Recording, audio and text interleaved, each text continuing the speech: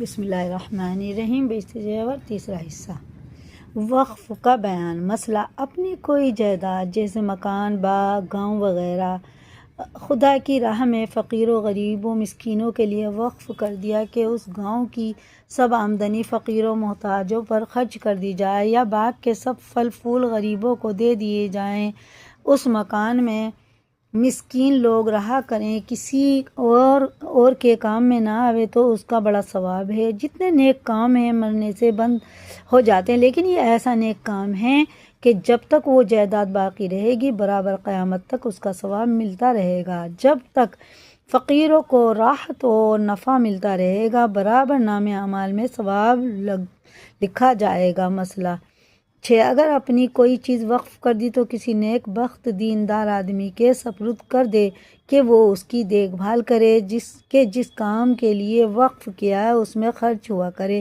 کہیں بیجا خرچ نہ ہونے پائے۔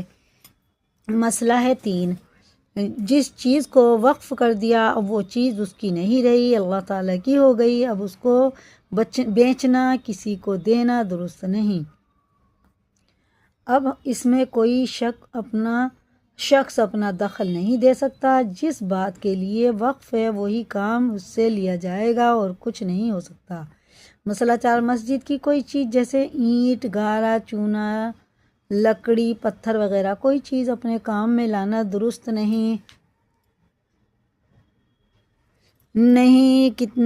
ہو سکتی، لیکن گھر کے کام میں لانا چاہیے، بلکہ اس کو بیچ کر مسجد کے ہی خرچ میں لگا دینا۔